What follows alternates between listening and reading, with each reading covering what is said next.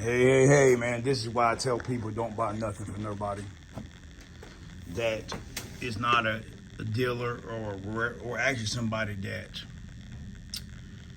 actually cares about their customer and is worried about repeat business. I'm not gonna say no name, not gonna say where they're from, but somebody just bought this golf cart from somebody, and they was told it was a 2020.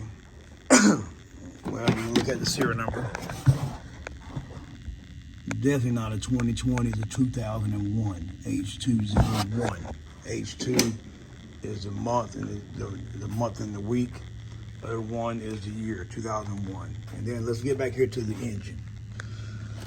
All right, this is his choke cable. We got a 2-piece choke cable system, which I think is pretty damn smart, but is bullshit if you want to have repeat business. And then you got your igniter, you got your regulator here, you got your igniter. What happened here was he had the regulator sitting on top of the hot for the solenoid. You can see it sparked. That's all she wrote, man. When a regulator shorts out, it fries the igniter.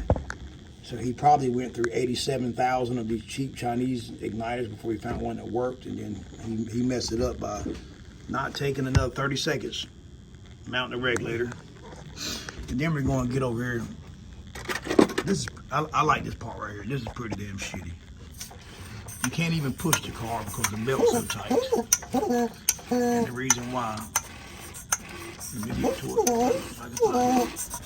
All right, we got a J55. All right, we got a Yamaha belt on the Easy Go. All right, so tight you can't even get it off. You got to cut it. Second of all, we got your one and only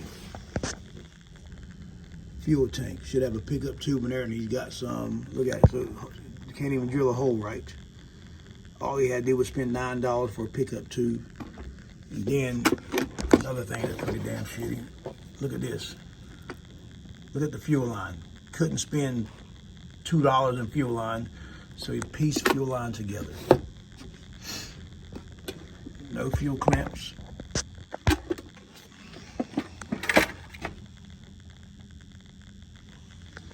And we got no bolts on the intake. No air breather hose there.